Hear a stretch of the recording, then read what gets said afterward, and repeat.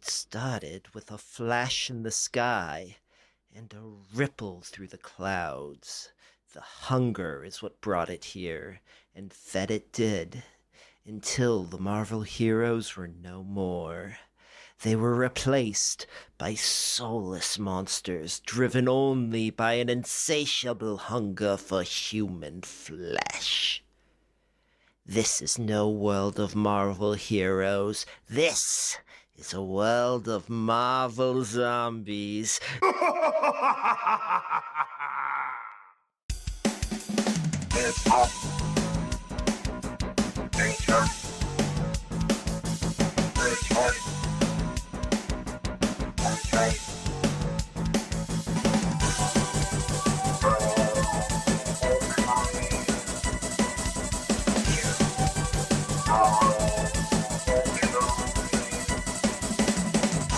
And welcome to Hitchhiker's Guide to the Multiverse, boils and ghouls.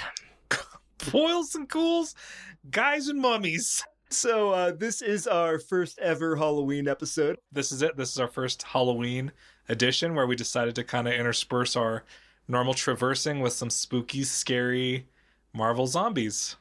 Yeah, and you might be noticing there's no visuals.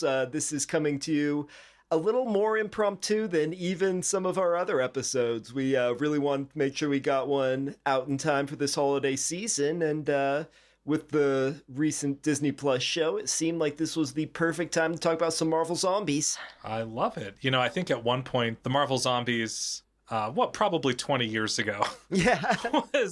was very relevant and in the zeitgeist. And so it's super interesting to see them come back around and release a TV show, which we can talk about a little bit later, but Yeah. It has come in and out of style, it feels like. I mean, when you think about it, really kind of one of the things that kind of kicked off the zombie craze was 28 Days Later, and now we have 28 years later, we've got a return of Marvel Zombies. Yeah, this hit at a really interesting time. I think Walking Dead was in a publication at the time. It was, yeah. And just a lot of, like, general, I guess, the hunger socially for zombie content. It took less notes than usual, but did take some notes on this. 28 Days Later, it came out in 2002. Walking Dead comic came out in 2003, and then Marvel Zombies was very end of 2005. Yeah.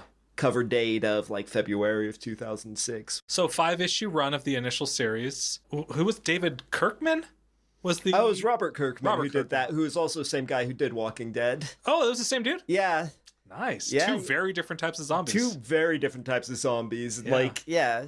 We'll get into it. These are kind of a different kind of zombie, really adding to like the zombie lore. Yeah. Actually, something I do want to mention, because I feel like we skip over this part, and people who listen might not even realize this. A lot of how we do pick our episodes, or the majority of them at least, has to do with like how these various comic stories connected to the Secret Wars story. Mm-hmm. And this comes from like the Deadlands part of that, which is like this kind of sealed off area. So that's how this fits into the grander narrative. We're building to the Secret Wars. We'll get there. Yeah, someday. So this builds off an existing Final Fantasy story. Final Fantasy? Tifa and Cloud! We got Moogle zombies. Everybody run away. Oh, no, it's the Shinra Zombie Corporation. That's not what I meant. Moogle zombies. I meant I said it again. Fantastic Four. Yeah. So, this did start out as an ultimate Fantastic Four idea that... Actually, I don't know if you knew about this, but they were actually advertising it. I believe like the story arc was called like Crossover, and they were advertising it as like a crossover between like the 616 and Ultimate Universe. Oh, interesting. And it like started out with like this like Reed Richards from like more of a 616 universe, like talking to Ultimate Reed Richards. That ended up being just a trap by these zombies trying to get more food. These brilliant, brilliant scheming zombies. The sort of like Magneto of this zombified world who had like survived the outbreak because he was up on Asteroid M, helped them escape, like destroyed the, interdimensional device so they could get away. And that's pretty much right where this issue picks up. Yeah. Yep. Starts with Magneto kind of crawling through the streets of New York. And actually, one other quick aside I did want to make. There was another, like, later prequel made to this. There was a crossover with Ash from Evil Dead called Marvel Zombies Army of Darkness, which I just want to throw that in there because, just so you know, this universe also did have an Ash who's not the same as the Ash who fought the Evil Dead. Fascinating. Yeah. Maybe next year. yeah, just a good call. Yeah, let us know if you guys want to see that. I did want to call out the covers too, specifically totally. of this series, just because they're really gruesome, and they're really cool because they're like reinterpretations of, like, you know, previous kind of classic Marvel covers, but with zombified versions. Like the first one has Spider-Man swinging. Do you know what issue specifically this? Yeah, Amazing Fantasy 15, like go. First appearance of Spider-Man. Yeah. And what I love about these is it reminds me a lot of the art from like Scary Stories to Tell in the Dark, if you are of an age, where it's real just kind of like fleshy and visceral and has like just an ooey gooiness to it that really kind of makes the art pop. And I mean, maybe this is just me being broken by AI, but I think in a modern day and age, people would confuse this for AI. It's definitely digitally created, like, and I think other covers show that a lot more so. Definitely. But yeah, so you have this Magneto just coming away from saving the Ultimate Fantastic Four from becoming a zombified dinner. Yep. And yeah, it's worth noting, like, this universe almost completely out of humans. Like, very quickly, everyone turned into a zombie, and insatiably hunger took over. A hanger. Yeah, they're very hangry in this. Truthfully, they should have just named this fucking Hangry. Not Marvel Hangry. Because they're so mad. I mean, that's actually a pretty, like, accurate description of these zombies, because they're not, like, unintelligent. No, they're not even unemotional or unempathetic. Yeah. Like, they care about each other's well-being to a degree. Like, they support each other, they help each other out. And probably and Flaunt and I were talking about this, but probably one of the most interesting aspects of this comic is that the zombies are, like, fully sentient. Yeah. They're not they're shambling, but not in the same sense of, like, just kind of like mentally devoid monsters. Like, they're the characters. Yeah, they're the characters. They just absolutely 100% can't help but eat people. Yeah.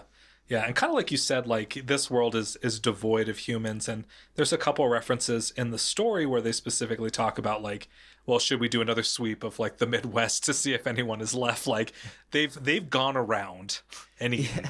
Yeah. Magneto being one of the few Homo superiors left to eat, we have, you know, all these Marvel heroes and quotes coming to get him, and, you know, he starts using his powers to fight him off.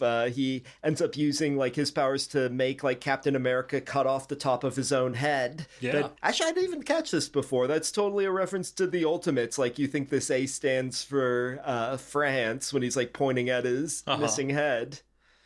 So yeah, you get a lot of those visual nods that you don't even notice till fourth time reading through this. And I think that the shield going through the head is, like, an interesting lore bit, because it kind of establishes, like, they're not traditional zombies in the sense of you can, in a way, decapitate them and they still exist. Yeah. They don't die. Yeah, and this is, like, still new enough to them. They don't know if anything can kill them. Yeah, they're not quite sure of the rules yet. Yeah. Yeah. They just know they're hungry and they need to keep eating. Right. Missed opportunity here. I would be so curious to know, like, I mean, even if it were, like, a panel aside, like, because you see Moon Knight, what is Khonshu doing? How is he interpreting all of this? You know, with as many of these Marvel Zombie books as they've come out with, I wonder how many, like, gods they've brought into, if that's happened. I wonder. He gets away long enough, he's able to talk back to Asteroid M, and then, you know, when he tries, like, sneaking away in the sewers, gets stopped by Hawkeye, who he's able to use Cap's shield or actually Colonel, I should be saying, because, yeah, in this universe, you know, one of the few differences is it's not Captain America, it's Colonel America. And he was the president. Yeah. Yeah. So he's actually, I feel like he's the character who, like, had the most difference. Like, you have some, like, different eras of costumes in there, but... Yeah, it is cool to see how they brought together just the different versions. Yeah, it's like, you know, sort of a 60s take on this character and a 70s of this. Like, a lot of 70s and 80s costumes you see. Definitely. You can see Hawkeye's costume as he gets decapitated here. And yeah, the heroes come out to try and eat him. End up bringing down some rubble on him, and finally Wasp gets a hold of him, and that's the end of our would-be hero. Yeah, the last remaining human, as it were. And what I like about this kind of series of events is kind of like we've been talking about, like they're so hunger driven, and they're just kind of dialoguing the whole time about just like this like one final meal Yeah. of Magneto like getting away. And so the fun like duality of like seeing him try and like equal parts like survive and intuit away for like the greater survival versus the zombies who were just trying to catch a quick bite. Yeah, you can tell, like, by their, like, dialogue as they're, ripping him apart alive and eating him. The rules are, like, they're supposed to share, but just they're so, they have that intelligence. They're still, like, these heroes trying to function in some sort of way, oh, yeah, we'll each share him. But as soon as it comes down to it, it's just whoever's there eats him. Yep. And, Hulk eats his whole leg, and they don't think that's fair. They get ravenous on things. And then we see them just sort of in the aftermath of this meal, kind of relaxing, pontificating over, like, how does this work? Yeah, it's super funny because you said it earlier, like when, I forget specifically what you said, but because that's exactly what's happening. They're trying to figure out, like, the hierarchy of, like, how do we, when do we, what does eating affect us? What is our missing limbs affect? How are we being impacted by all of this? Yeah. And what I love is, like, you see Hulk turn back into Bruce Banner, and he's just like, his stomach is bulging because he just ate like just a fat piece of yeah, he's like ate a full leg, went back into Banner form, because that's like the big like trigger in his zombie state is like how hungry he is how much he hulks out or not. Yeah. So like when he went back to Banner form, the leg just tore through his stomach. Yeah, it's a brutal looking image. Yeah. But it's like, yeah, as long as they've eaten, as long as the food's past their mouth, that's what leads to hunger for them. Yep. And we'll see some more instances of that as this goes on. Thor, he's got like an arrow in his like throat, so it's like, I'm just trying to get this food past the arrow. Past the arrow, right? And they also say that they can't feel pain is another thing. Yeah. They've got this conscious ability to recognize what's happened to them, but yeah, at the end of the day, nothing means more to them than eating human flesh, which like such an evolution of the voodoo zombies of old to sort of Dawn of the Dead to 28 days later they start running to yeah. And something super interesting too is Hank, Pym, and Janet. What's her last name? Dyer? Janet Van Dyne. Van Dyne. Yeah. I was gonna say Van Dyke. Yeah, like Dick Van Dyke. Exactly. Yeah. I mean, obviously have control over their powers. They're growing and shrinking throughout this, so just cool to see kind of how they're manipulating those powers to. Yeah, and how powers do and don't work. It's like Wolverine also mentions, like, I don't have my healing factor anymore. Right. You also have, like, Spider-Man, who's, like, his legs just kind of dangling on by a thread. And he's all out of webbing. And another interesting thing that Captain America points out is, like, he's missing most of his brain, but he's still thinking just fine. Mm-hmm. So, yeah, they don't really have figured out what's happening here. All they know is they need food, and then they see some as they see the Silver Surfer flying by. That's the end of the first issue, the part 1. So interesting. It's like the Silver Surfer is not as an established being in this universe. Yeah, they've never seen Silver Surfer before in this universe, but we have all these other things that have happened. Yeah. I thought that was interesting. Same. So then we get to issue 2. Flonzo, do you know what this cover is in reference to? Yeah, that's the cover for the Avengers #4, which is like the first issue with Captain America like getting de-thawed from the ice. So that's like, him right after that sort of time skip for him of like when he came out in the 60s, which, with that sliding time scale is like the 90s now, I guess, 2000s. Yeah, that makes sense. Yeah. We get into, there's no way for them to catch up with the Silver Surfer, so they're kind of like, well, what should we tell Starcap and to Magneto? Well, yeah, obviously we still got away, because they were supposed to share any food, but they just can't. Yeah, and at this point we haven't seen Iron Man, and they kind of set up the fact that there's kind of like 2 search parties that are out roving for meals intended to bring them back. Yeah. And collectively eat. Have a brunch. Thanksgiving Day feast. So, we see Pym. He goes back to, his secret lab, and we see... which I think is hilarious, because he kind of, like, schlunks off and, like, just like a giant. Yeah. Like literal giants. Like, oh, I gotta go do something. I'll be back. Don't look at me. Can't see me behind this building. And he like progressively gets smaller as the panels go. Yeah. But he does sneak off to his private lab.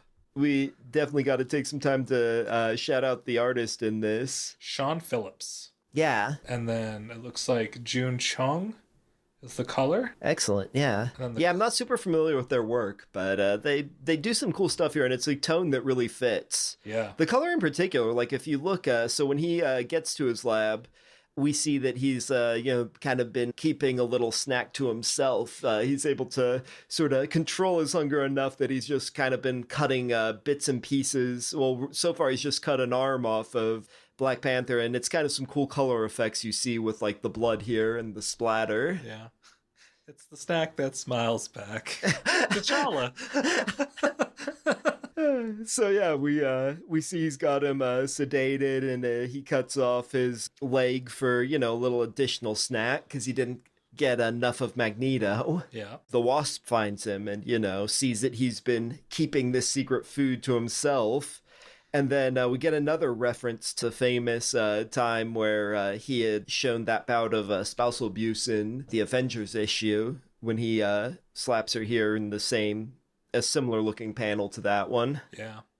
And they establish, I guess, another one of like the zombie roles of, in order to think clearly, they have to be fed. Yeah, yeah. Right? They just get more and more crazed the longer they go without food. Yeah. So the scientists, in order to, at least up to this point, their belief is that in order for them to continue planning their grim survival, they have to be well fed in order to plot and plan the next steps. Yeah, and so when that slap occurs, the IV that's keeping T'Challa sedated pops out. Then we see even more brutal spousal abuse as Hank Pym bites his wife's head off. Mm-hmm. And this is also where we get it established that the zombies can't eat each other because they are repulsed by the taste of zombie flesh. Yeah. As much as all they want to do is eat, they can't eat each other. Right. Zombie Hank Pym here, who has been eating Black Panther as he's, waking up just asking, to be killed. But he's not going to do that because he needs to keep him for food. Yeah. Which is sad because, like, Black Panther's my favorite. Yeah, no. And he does get to live on. I hate seeing my king in that state. Absolutely. I'm glad he doesn't kill him there, though. Same. Yeah, we get some good Black Panther stuff as this goes on. Oh, yeah. Yeah, so we got Silver Surfer just kind of, seeing what planet Earth has to offer. As we mentioned, he's here for the first time. I can't identify everyone here, but, we see... Captain Britain. Yeah, Captain Britain. I'm not sure who this next one is. I thought it was Craven at first. Oh, that makes sense. But it's not. And then you see Doctor Doom, who's all... And the way they delineate their zombies is they got these crunchy ass looking teeth. Yeah, like my sort of headcanon as I was reading is like the first thing they do with their hunger is eat their lips. Yeah, their lips and their gums recede tremendously. Oh, what is her name? Like, yeah, maybe it is pronounced Oh, Saber. yeah, she was the one that was in Brave New World, the movie. Oh. Yeah, the Israeli Mossad. Yeah, I didn't get through it in one sitting and like legitimately like was going back through Disney Plus like, oh, I didn't finish that. I thought I went back to it, but yeah, never did. So yeah, I mean, I guess that's a sign it is a pretty bad movie when it wasn't doing a whole lot for me. Yeah, same. And is that Sunspot? Is that his name? Yeah, we do have Sunfire at the very last one there. I'm not sure who it is before him, but yeah. And Silver Samurai. Yeah. Oh yeah, is that Silver Samurai? Yeah, it totally is. Yeah. Got the They're Japanese all zommed superheroes there. Both actually people who've been superheroes and supervillains at different times. Yeah, and so then we sort of come back to the heroes, which actually, did you notice that like it's all heroes except for the Vulture just teamed up with them? So curious what the story is there. Which is like interesting because later on, not to get like too far ahead of the plot here, but there is a scene with the Sinister Six plus Venom. We'll talk about that later, but the Vulture's not there. So it's like the Sinister 5.27 with some other people. I know, it is a lineup that has changed over the years, but yeah, Vulture is definitely Yeah. He's definitely been one of those sinister sons. Then Hercules is there? Yeah. So even a god can be affected, which I guess we know from Thor as well. Yeah. We see Iron Man come back, and, they try to lie to him, like, oh yeah, Magneto got away. He's like, "No, you guys ate him. Like, look at Banner's stomach. You guys ate him. You clearly ate him. You look full. Coherent, even. You are not nearly rambling enough. You're awfully prescient for right now. But yeah, I mean, he's not too upset about it. He would have done the same. I think this is where we get the first reference to Spider-Man really hating himself for eating Aunt May and Mary Jane.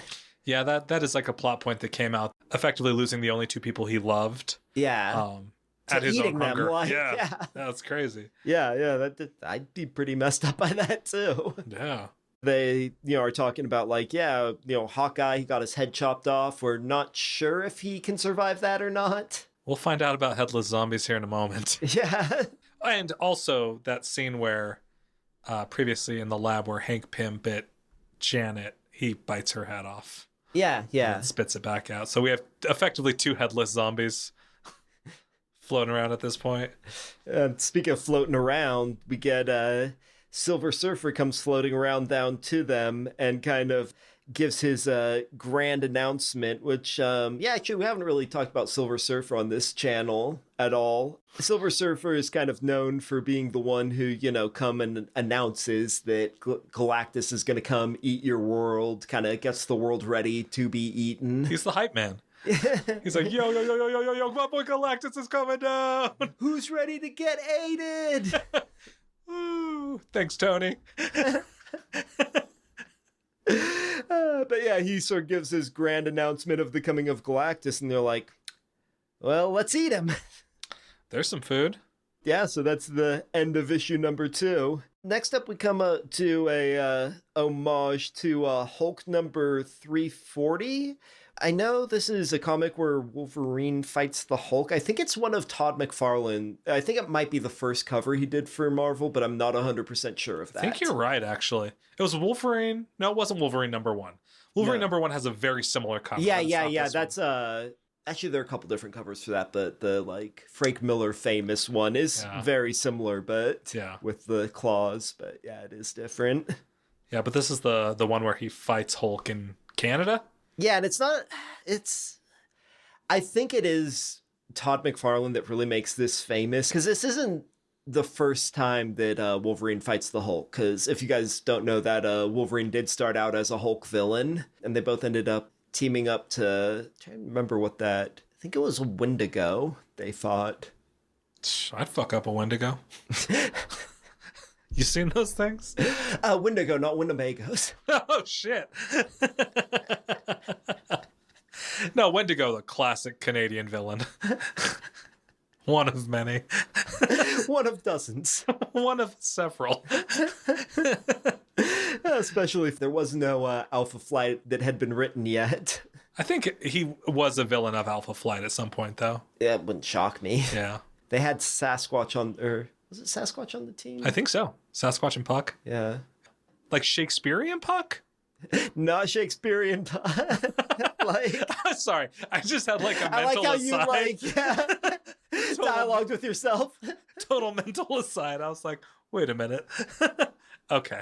I apologize. Anyway, back to the story of these Marvel zombies. They're attacking Silver Surfer. Silver Surfer's fighting back, like you see him cut Iron Man in half. Thor has like this sort of like makeshift hammer because, he's a zombie. He's not worthy. And it just kind of smashes over Silver Surfer. It knocks him off his board. That is not the Uru metal holding up there. Right.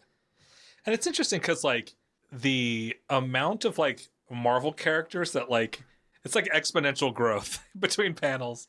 It's like from the last time we now see Black Bolt and is that Nova? Or Sentry, Storm's there now. Yeah. And we see Daredevil, Iron Fist. Yeah, we see all these characters we won't see through till the end. Yeah. I really love this way of powers working where Wolverine in his zombified form tries to slash through Silver Surfer and it just tears through his arm. Like literally his bones just rip through his like frail dead skin. And he's just left with this like adamantine skeleton, but no musculature. Exactly. So it just like falls apart. Yeah. So he just rips his arm off. Just excess flesh at that point. Adamantium can cut adamantium. So yeah, we also see Spider-Man realizing his sort of dangling leg is just extra meat at this point too, tears that off. Bruce Banner gets hungry enough to Hulk out again. Eventually, after he hulks out, he's able to get to the Hulk and get enough... Get to Silver Surfer? Yeah. Yeah. You said the Hulk hulked out and got to the Hulk. He's such a Hulk. And then he just said, Hulk! So I was like hulking with my Hulks, and I went up to Hulk, and I was like, Hulk! And then he just straight Hulks Silver Surfer's head right off. So yeah, he just like chomps down on his head, rips it off, and then, you know, everyone else is like, oh, sweet, the insides are gooey. And they start, like, ripping him up. But then Giant Man comes, just takes the rest of him. Hercules at one point is, like, trying to pull the head out of Hulk's mouth, but that doesn't work out too well for him. He gets thunderclapped. Yeah. People are starting to get upset that they didn't get a taste. We see that the, you know, again in quotes, heroes who were able to eat the Silver Surfer were able to get his powers, as we see Captain America just vaporize the Beast's face. Yep, so they have cosmic powers now. Again, just Beast shows up randomly just to have his face blown up. And then we transfer over to Black Panther, who's got the Wasp's head, which he's got a way of getting around without an arm and a leg. He's kind of like within the bandages got a crutch going. Mm-hmm. We see that, you know, the Wasp was able to kind of free him of his sedative state. And is still trying to eat him, you know? She's like, come on, just give me a finger or something. Like, you don't get this. This sucks. I need to eat people. She's like, bro, just hook a sister up.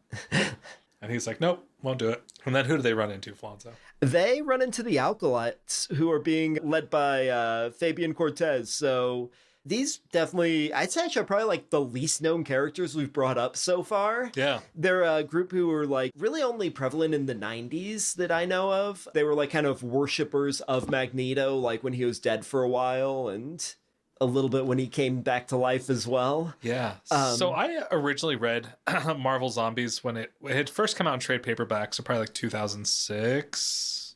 I don't remember any of this. Like, in rereading this, I'm like, this, like everything from this point moving forward, I was like, this is nothing at all I remember, other than like the major, you know, Galactus plot beat, which we'll talk about. Okay, yeah. Yeah, this is kind of the plot B in some ways, you know, this group of surviving heroes. These are the people who were on Asteroid M with Magneto, being led by Fabian Cortez, who is probably more heroic here than we ever saw him in the comics. He was kind of known for being kind of treacherous. He kind of could like amplify other mutants' powers. It was almost sort of like a drug metaphor sometimes, like people would get addicted to him amplifying their powers. You want to hit a Fabian? Hey, buddy. Got some Tez. You hit those F sticks.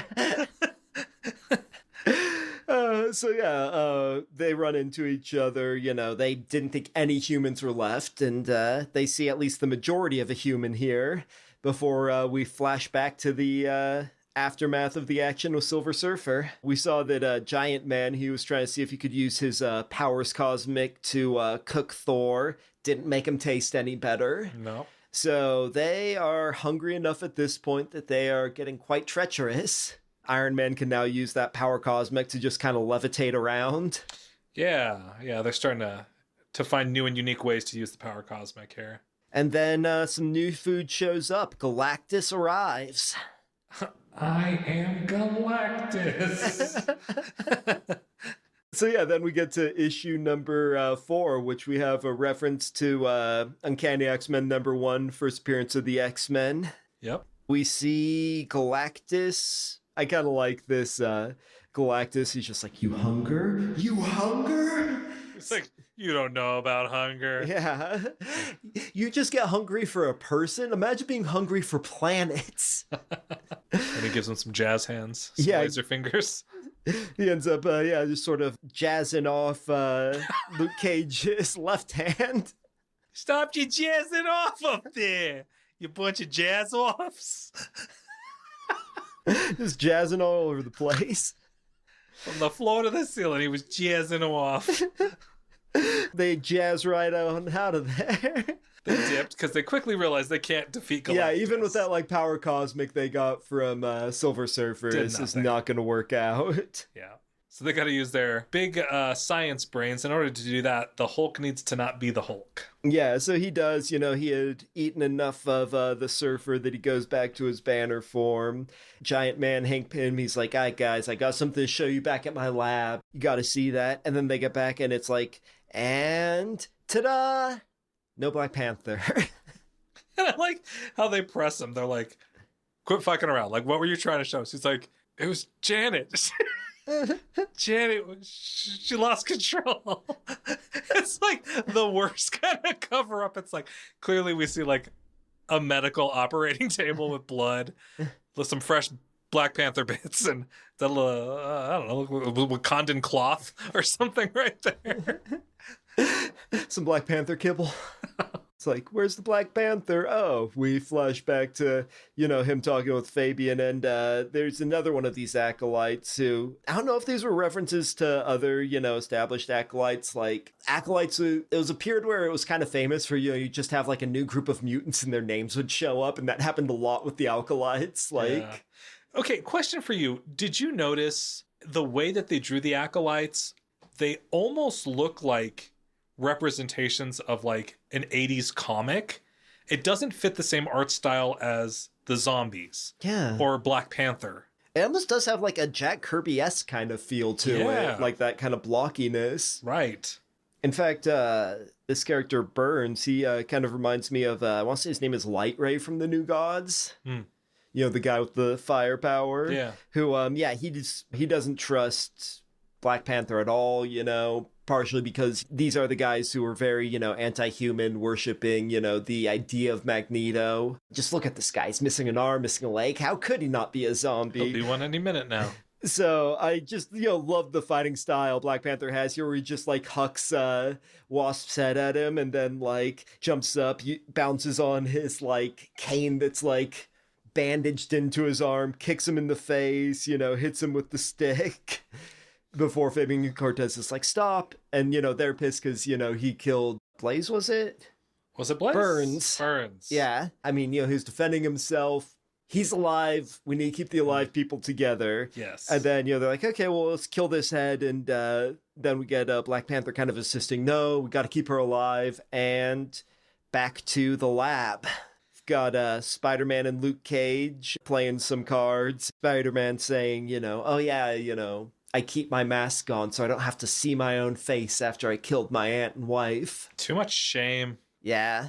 Justifiably. Yeah, I was about to say, I don't know if it's too much shame. Like, you should feel bad for eating your loved ones alive. Like, exactly. I'm not big on shame by any means, but... But don't eat your friends and your family. Don't eat them, especially not alive. Yeah. Anyway, so their card game gets interrupted by Captain America coming back with some fresh sheets of vibranium. Quickly with the their powers cosmic have been able to fly. Yeah, just flying just around the world. Like we got some from Latveria, we got some from the... Yeah, they got something from the Baxter building. They say they got some crystals from Doctor Strange's Sanctum Sanctorum. So they don't really say what like a lot of the items are, but they've been sort of amassing all these rare things. Yeah. And something else that comes up is Banner's been keeping himself bannerfied by just like basically tearing the food out of his stomach and re-eating it. Yeah. Iron Man's been like, yeah, I'm doing it too. Like, it just falls right through this torso, but like, we're so acidic, it gets like significantly smaller every time. Yeah. So it's not a permanent food source. So yeah, they've got everything together. They're building something, and yeah, we see them sort of taking off to fight Galactus. Mm-hmm. Like you had mentioned, there's sort of this Sinister Six of sorts. You know, you've got mainly Spider-Man villains, Green Goblin, Doc Ock, the Lizard. Super Skrulls there. Yeah, Super Skrulls there. You know, Juggernaut and Rhino, who I guess Juggernaut kind of has a thing with Spider-Man. Yeah. Stiltman, who more of a Daredevil villain. Also, not super useful against Galactus. Like, there's definitely a power mismatch there. He's like, I can reach his knee. Yeah. I can get taller than all of you, except the ones who can fly. And again, I love that, like, Venom just looks like Venom, but you can tell he's a zombie because of his teeth. Yeah. Because they're more ground down, really. Truly. We also see Red Skulls with them. And then we flash up to Asteroid M, where they're kind of introducing Black Panther to everyone. Yeah, like kind of showing him a tour of the facility, and he meets this guy. His name's Reynolds, and he's the scientist on board who offers to kind of get a closer look at Janet to kind of study it and figure out if there's a possible cure. Yeah. Simultaneously, he meets this other woman, Hendrix. Yeah. Who he'll later have a baby with. Spoilers. But yeah, so he meets her for the first time. They've got, she's got a sort of flirty smile from when they first meet. Yep. Got a thing for humans, apparently. That's the baby smile. And she will not take his last name. What is his last name? What the internet's telling me is T'Challa, King T'Challa. Not like a traditional Western name where there is a last name. He's just T'Challa. It makes sense, yeah.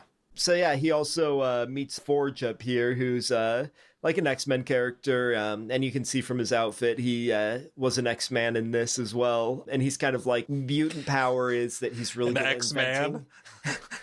Like those zombies? I mean, there is the character X-Man. That's true. Which an X-Man Marvel zombie would imply that there's an Age of Apocalypse that then traveled to the... Okay. I like it. Keep going. No, I'm just kidding. So Forge is here. So Forge is here. He says, he's made himself a prosthetic mechanical leg. He can do the same for T'Challa. And for folks who don't know who Forge is, that's kind of his thing. He can forge things. Yeah, he's a brilliant inventor, like mutant level. Yeah. Good shit. Yeah.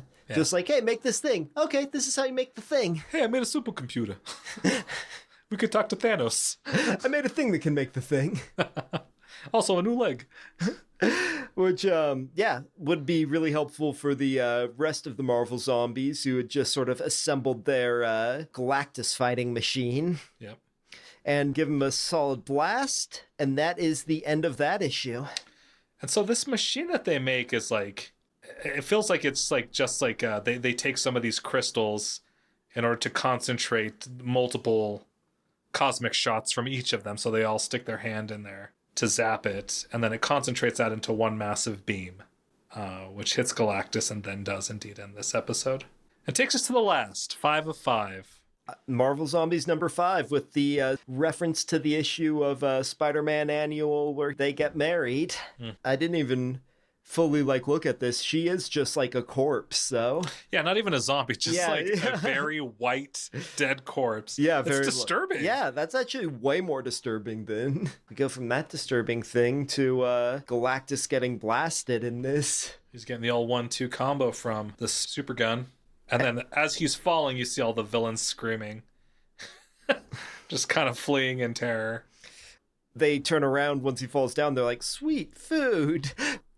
Rhino's like, give me the eyeballs. And so they all go in there, and then we have a classic standoff between heroes and villains. Yeah, and they kind of pair off a little bit. I guess the symbiote was already kind of weak, so that was no problem. We have Wolverine just shoving his fist in Juggernaut's mouth and killing him with that power cosmic. Just blasting his head clean off. Red Skull is able to, we'll get into Captain America's skull and just rip out that last little bit of brain. Then, in exchange, Spider-Man blasts his head off and it just gets crushed by Giant Man. Yeah, very chaotic scene. Everyone's just shooting off lasers and just murking villains left and right. Yeah, and I mean, so we're kind of down to just a few of these superheroes left at this point. Yeah. Because, Captain America's dead. Most of them are, just bits and pieces. Wolverine's missing an arm. Luke Cage is missing an arm. Spider-Man's missing a leg. Actually, really, Iron the Man's Hulk, just a torso. Yeah, Hulk is just, kind of has a hole in his stomach from where he's ripping food out, but he's, the most whole of... Yeah. Ant-Man, or rather Oh, Giant Man's yeah. doing great. Yeah, Giant Man is doing great. Just fully intact at this point. Maybe the only one, actually. Yeah. All he has is those eaten lips. Yeah. Then they see, Galactus is still a little bit alive, so they go at him and just start, blasting away with power cosmic, eating him alive. More of a chomp fest. Yeah, it's just this series of, what is that, 16 panels of, like, really close-up, visceral kind of sinew and biting and teeth. Yeah. It's cool. I like the way they laid that frame out. Yeah, and they had a similar one. I think it was when they were eating Magneto. Yeah. Yeah, then we take a little time jump to 5 years later. You see the Acolytes with Black Panther being a member with his cybernetic... you don't really see too much of the cybernetic leg, but you see clearly he's got the cybernetic arm. He's now, as you alluded to earlier, him and Hendrix had a kid. Yep.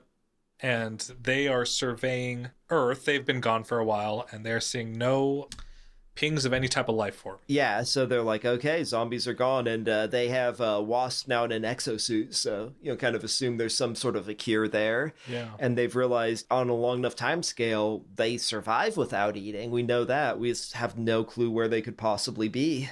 Yep. Then we kind of jump to another world where a king is being alerted on this alien planet that, Galactus is coming. And these aliens look like really soft xenomorphs. Yeah, totally. Just like really sweet looking xenomorph babies. And then we see, the Galactus that's coming is that remaining group of heroes. Yeah, kind of insinuating they got Galactus powers. Yeah, exactly the same way they had the Surfer powers before. Now they got galactified. Yep, they got galactified, and they are there to devour. And that ends Marvel Zombies Series 1. Yeah. Now, Flonzo, you said that this series went on for quite a bit after this. Yeah, it did. I don't know all the details, and, definitely let us know, like, in the comments if you guys want to get some more of these stories. I know, like...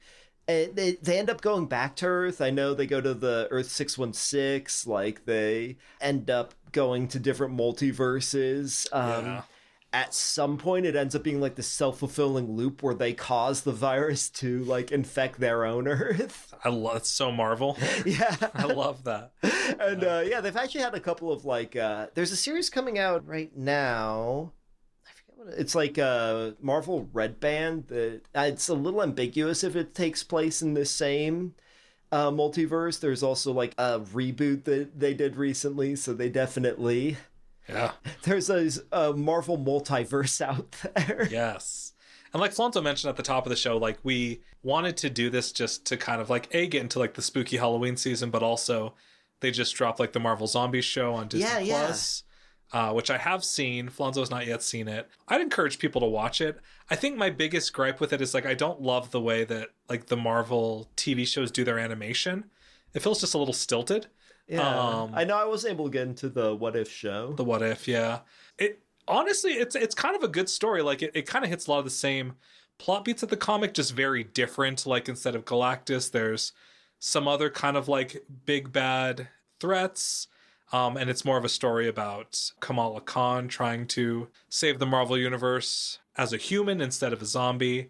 And some of the zombies, I think, are very good. They're not so, like, sentient and intelligent or even, like, emotional. They're more zombies. Okay, more than in this traditional. show. Which that is kind of the most unique part of this. It is. Yeah. It really differentiates it in kind of, like, a shocking way. Because, like, I mean, well, truthfully, like, how do you just write a comic of just, like, 100 pages of just zombies mumbling, right? I mean, it could be done, obviously. Yeah. But, I think this was a really interesting take on it. The TV show does some really interesting things. Like in the first episode, you see that Blade is possessed by Khonshu, so he's the Moon Knight, and so that's like a fun twist that is cool. That has some neat implications. It's nothing too deep, but fun twist on things. Really cool stuff like what they did with Asgard in the show, as well as Thanos, who's one of like the big bads, as well as Wanda Maximoff, and trying to tie it to some of her broader kind of like evil doings. But good overall. I'd say watch it if you have the opportunity to. You sold me. Yeah, it's not bad. It's not bad. It's an interesting comic for sure. Like I'd say, like it doesn't really explain everything. Like I said, they eventually I think bring in a time loop, but like could explain more. But on the whole, I think they did some interesting good things. It's it's a useful like addition to zombie lore, and you know, for being called Marvel zombies, mission accomplished. Yeah. Right. So, question for you, Flonzo. Like, take yourself back to like 2004, 2005.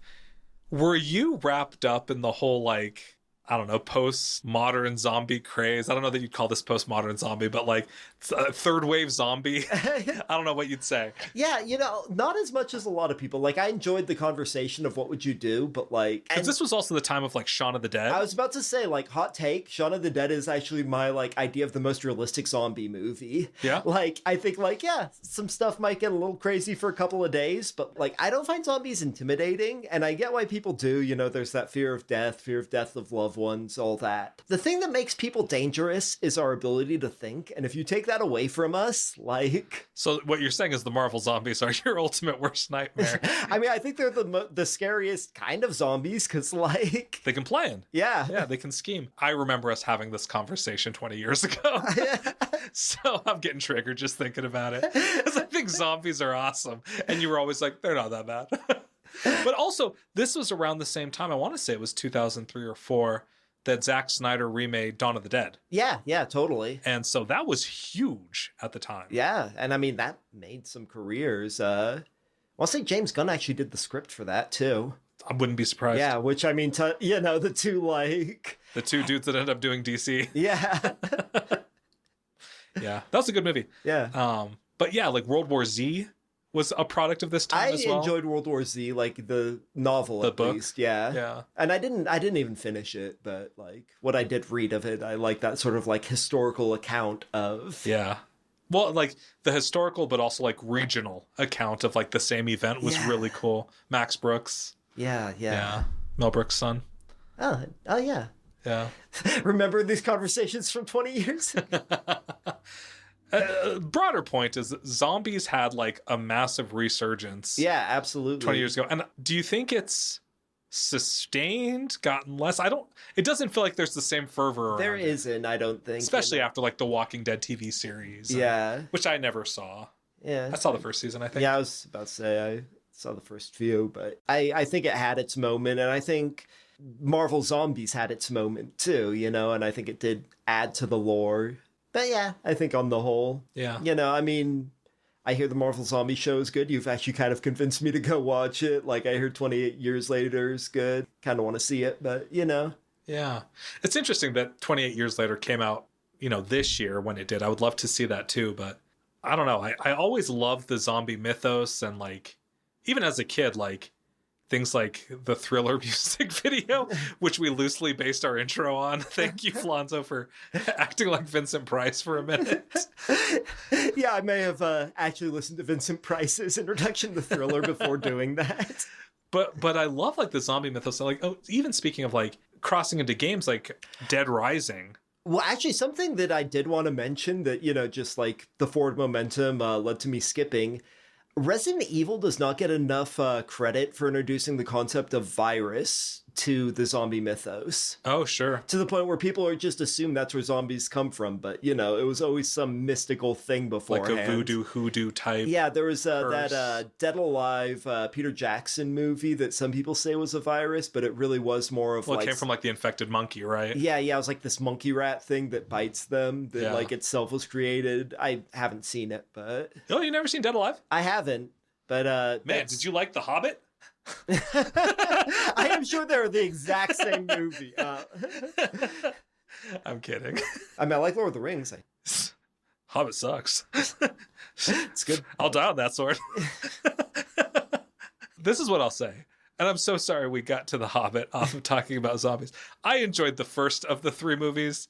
I fell asleep during the second and never saw the third. Yeah, I fell asleep during the thirds. Fair. Yeah, I hear there are good edits of that movie out there that I'm curious to see, and I totally see how that's possible. Like, you could edit that down to a good movie. Yeah. Closing remark, what I'll say is I hope that culturally we come back around on zombies in a hard way, much like we will on The Hobbit. When we collectively were like, you know, those weren't that bad. I mean, we got there with the prequels from Star Wars. It's true. People love those movies now. I love pod racing. I will say, like, that "This is how liberty fails to thunderous applause" Yeah. is my favorite line in the Star Wars franchise. Yeah, it's a good one. Yeah. Yeah, so yeah, if you're ever out there in the multiverse, you find yourself across some Marvel zombies, just don't get bit, get out of that universe as soon as possible. That's my Yeah. biggest advice. And even if they don't necessarily look like zombies or appear as if zombies because they're just talking to you normal, look at the teeth. That's how you know. Look at the teeth. If someone has bit their own lips off. Yeah. And that's our ending Just that more you know. yeah, that's our more you know moment there. Look at the teeth. All right, guys. Well, yeah, we're not sure exactly where this will air in the order of things, but yeah, enjoy our next episode and have a good Halloween. Happy Halloween. Or next Halloween, whenever you guys listen. Yeah, enjoy whatever Halloween you're listening to after this. Enjoy the closest Halloween to your listening. Enjoy 2020 Halloween.